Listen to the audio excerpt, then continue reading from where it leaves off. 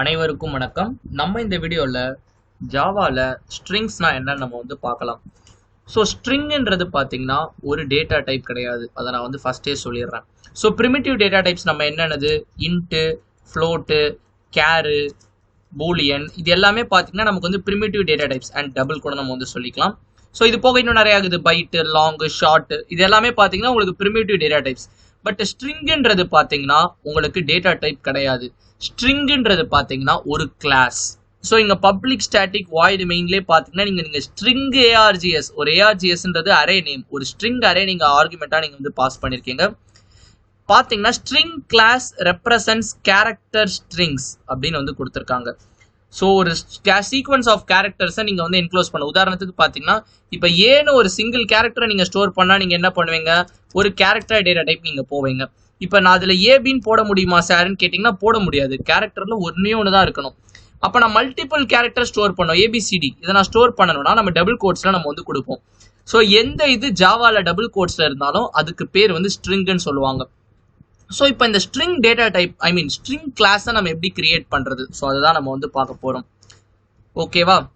So நான் ஏபிசிடின்னு நான் வந்து கிரியேட் பண்ண போகிறேன்னு நான் சொல்லிட்டேன். இந்த ஏபிசிடின்றது பார்த்தீங்கன்னா ஒரு ஆப்ஜெக்ட். ஸோ கன்ஃபியூஸ் ஆகிற மாதிரி தான் இருக்கும் ஃபர்ஸ்ட் டைம் படிக்கும் போது. இந்த வீடியோ முடியும் போது உங்களுக்கு வந்து கண்டிப்பாக வந்து புரிஞ்சிடும். ஓகேவா?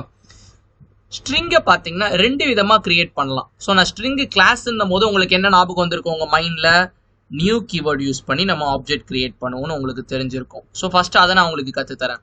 So string str equal to new string of. So இப்படி தானே நம்ம ஒரு கிளாஸ் நம்ம வந்து கிரியேட் பண்ணுவோம். ஒரு கிளாஸ்க்கு ஒரு ஆப்ஜெக்ட் கிரியேட் பண்ணுவோம். இந்த நியூ ஸ்ட்ரிங் இது வந்து உங்களுக்கு ஆப்ஜெக்ட், இந்த strன்றது பார்த்தீங்கன்னா ரெஃபரன்ஸ், அதனுடைய டைப் பார்த்தீங்கன்னா ஸ்ட்ரிங். ஓகேவா? ஸோ இப்போ இந்த ஆப்ஜெக்ட்குள்ள நான் ஒரு பேராமீட்டர் பாஸ் பண்ணுறேன். பாஸ் பண்ணும்போது என்ன ஆகும், கன்ஸ்ட்ரக்டாருக்கு கால் ஆகும். ஸோ இதெல்லாம் ஜாவா பேசிக்ஸ், இது தெரியலனாலும் ஒன்றும் பிரச்சனை கிடையாது. இன்னும் ஒரு ஈஸியஸ்ட் வே இருக்குது, நம்ம வந்து பார்த்துக்கலாம். ஸோ இப்போ ஏபிசிடி. ஓகேவா? ஸோ இப்போ இதுதான் என்னுடைய ஸ்ட்ரிங். ஸோ எனக்கு ஸ்ட்ரிங் பார்த்தீங்கன்னா ரெடி ஆயாச்சு. இப்போ நான் strன்றதை நான் பிரிண்ட் பண்ணனா எனக்கு என்னுடைய ஏபிசிடின்றது எனக்கு வந்து கிடைச்சிரும். ஓகேவா? இது வந்து ஃபர்ஸ்ட் மெத்தட், நீங்கள் வந்து ஸ்ட்ரிங்கை வந்து டிஃபைன் பண்ணுறதுக்கு. ஸோ இன்னொரு மெத்தட் இருக்குது, என்னன்னு பார்த்தீங்கன்னா இந்த நியூ கீவேர்டு யூஸ் பண்ணி நீங்கள் ஆப்ஜெக்ட் கிரியேட் பண்ணுறீங்களா, அதெல்லாம் தேவையே கிடையாது.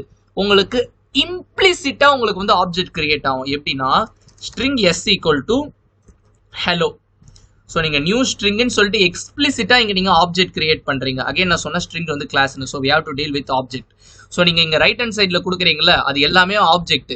இப்போ ஹலோன்னு ஸ்டோர் பண்ணீங்கன்னா அது ஒரு ஆப்ஜெக்ட். ஸோ உங்களோட டேட்டா உங்கள் நேம்னு ஸ்டோர் பண்ணீங்கன்னா அது ஒரு ஆப்ஜெக்ட். ஒரு ஆப்ஜெக்டாக தான் உங்களோட மெமரியில் வந்து ஸ்டோர் ஆகும். அந்த ஆப்ஜெக்ட்டுக்கு ஒரு பேர் கொடுக்குறோம், அந்த பேர் தான் இந்த எஸ், அதுதான் ரெஃபரன்ஸ்னு உங்களுக்கு வந்து ஆக்சுவலி சொல்லுவாங்க. ஸோ இந்த ஹலோன்னு கொடுக்குறீங்களா, இது இந்த சின்டெக்ஸ் தான் நியூ ஸ்ட்ரிங் ஆஃப் ஏபிசிடி. ஆனால் நீங்கள் எக்ஸ்பிளிசிட்டாக இங்கே நியூ ஸ்ட்ரிங்னு சொல்லிட்டு ஆப்ஜெக்ட் கிரியேட் பண்ணுறீங்க, இங்கே உங்களுக்கு இம்ப்ளிசிட்டாக அதுவே வந்து நடந்துக்கும். ஓகேவா? ஸோ இப்போ நான் எஸ் நான் பிரிண்ட் பண்ணனா, so system dot out dot print S. So இப்போ நான் எஸ் நான் வந்து கொடுத்தேன்னா எனக்கு ஹலோன்றது எனக்கு பிரிண்ட் ஆகிடும். ஸோ ரெண்டு விதமான ஒரு சின்டாக்ஸ் இருக்குது. ஓகேவா? ஸோ இப்போ இந்த ஸ்ட்ரிங்ஸ் எக்ஸாக்டாக எப்படி ஒர்க் ஆகுது, ஸோ ஸ்ட்ரிங்ஸ் எப்படி கிரியேட் பண்ணுறதை நம்ம பார்த்தாச்சு, எப்படி டிஸ்பிளே பண்ணுறதுன்னு நம்ம பார்த்தாச்சு. ஸோ எப்படி இது இன்டெரக்டாக ஒர்க் ஆகுது, எப்படி உங்களுக்கு உள்ள வந்து ஒர்க் ஆகுது அப்படின்றத சொல்லிட்டு நம்ம வந்து பார்க்க போகிறோம். ஓகேவா? ஸோ ஃபர்ஸ்ட், ஸோ உங்களுடைய ஜேவிஎம் தான் பார்த்தீங்கன்னா எக்ஸிக்யூஷனுக்கு வந்து மெயின் சோர்ஸ். ஸோ இதை நம்ம வந்து ஜேவிஎம்னு நம்ம வந்து வச்சுக்கலாம். ஸோ உங்கள் ஜேவிஎம்ல பார்த்தீங்கன்னா உங்களுக்கு ரெண்டு மெமரி இருக்கும். ஸோ ஃபர்ஸ்ட்ல இருக்க மெமரி என்னன்னு பார்த்தீங்கன்னா ஸ்டாக் மெமரின்னு உங்களுக்கு சொல்லுவாங்க. அதுக்கடுத்து பார்த்தீங்கன்னா heap memory. So heap memory வந்து ஆப்ஜெக்ட்ஸ்லாம் ஹீப் மெமரியில் தான் வந்து கிரியேட் ஆகும், ஸ்டோர் ஆகும். ஓகேவா? ஸோ இப்போ நீங்கள் ஒரு ஸ்டேட்மெண்ட் நீங்கள் கொடுக்குறீங்கன்னு வைங்களேன், string S equal to hello. நான் ஆல்ரெடி சொல்லியிருந்தேன், என்ன சொல்லியிருந்தேன், இந்த ஹலோன்றது பார்த்தீங்கன்னா ஆப்ஜெக்ட் நான் சொல்லி கொடுத்துருந்தேன்னா, அப்போ ஆப்ஜெக்ட்னா எங்கே அது ஸ்டோர் ஆகும், ஹீப் மெமரியில் ஸ்டோர் ஆகும். இந்த ஹலோன்ற ஆப்ஜெக்ட் பார்த்தீங்கன்னா எனக்கு ஹீப் மெமரியில் எனக்கு வந்து கிரியேட் ஆகிடும். ஸோ அதுக்கு ஒரு அட்ரஸ் இருக்கும், சே 101ன்னு வச்சுக்கோங்க. ஸோ அதை நம்ம என்ன ரெஃபரன்ஸ் சொல்லி அழைக்கிறோம், ஸோ ரெஃபரன்சஸ் எல்லாமே ஸ்டாக் மெமரியில் தான் உங்களுக்கு இருக்கும். ஸோ எஸ்ன்ற பேர் சொல்லி அழைக்கிறோம். ஸோ எஸ்ன்றது பார்த்தீங்கன்னா இதை பாயிண்ட் பண்ணுது, பாயிண்ட் பண்ணும்போது அந்த அட்ரஸை பாயிண்ட் பண்ணுது. ஓகேவா? ஸோ இப்படி தான் உங்களுக்கு வந்து ஸ்ட்ரிங் வந்து ஒர்க் ஆகும். ஸோ இப்போ இன்னொரு முக்கியமான ஒரு டெர்மினாலஜி இருக்குது, ஸோ ஸ்ட்ரிங் பார்த்தீங்கன்னா இம்மியூட்டபிள், அதை நீங்கள் வந்து தெரிஞ்சுக்கணும். String is immutable. ஓகேவா? ஸோ இம்மியூட்டபிள்னா என்ன சார்ன்னு கேட்டிங்கன்னா உங்களால் அப்டேட் பண்ண முடியாது. ஸோ நிறைய பேருக்கு ஒரு கன்ஃபியூஷன் இருக்கும். ஸோ இது ரெண்டுமே நான் இப்போ இருக்க டைமிங் நான் இதை கமெண்ட் பண்ணிடுறேன்.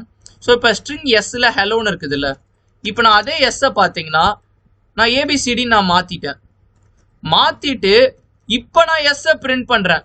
இப்போ நான் ரன் பண்ணும்போது எனக்கு என்ன நடக்கும்னா, சாரி இங்கே பிரிண்ட் நம்ம கொடுத்துருக்கோம். So print LN. So LN கொடுத்தனா நெக்ஸ்ட் லைனில் எனக்கு அவுட்புட் கிடைக்கும். ஸோ இனிஷியலி எனக்கு அலோன்றதான் என்னோட ஸ்ட்ரிங் ஸ்டோர் ஆச்சு. இப்போ பார்த்தீங்கன்னா எனக்கு ஏபிசிடின்னு எனக்கு மாறிடுச்சு. அப்போ ஸ்ட்ரிங் அப்டேட் ஆயிடுச்சு. அப்போ அது மியூட்டபிள் தானே அப்படின்னு நீங்கள் வந்து நினைக்கலாம். ஸோ ஸ்ட்ரிங்கு இம்மியூட்டபிள்னு அவங்க சொல்றது வந்து நீங்கள் கிரியேட் பண்ண ஆப்ஜெக்ட் பார்த்தீங்கன்னா இம்மியூட்டபிள். என்ன சார் சொல்ல வரீங்க, புரியலையே அப்படின்னு கேட்குறீங்களா? ஸோ ஹலோன்னு நம்ம கிரியேட் பண்ணியிருக்கோம்ல, அடுத்த கேஸில் நான் என்ன பண்ணேன், அந்த எஸ் ஈக்குவல் டு ஏபிசிடின்னு மாற்றினேன்னா ஸோ என்ன செக் பண்ணணும்னா, ஸோ இது பார்த்தீங்கன்னா உங்களுக்கு எங்கள் ஆப்ஜெக்ட்ஸ்லாம் இருக்குதுல்ல, அது வந்து ஸ்ட்ரிங் கான்ஸ்டன்ட் பூல்னு ஒன்று இருக்கும். ஸோ அதில் தான் உங்களுக்கு வந்து செக் பண்ணுவாங்க அந்த ஆப்ஜெக்ட் இருக்கா இல்லையான்னு.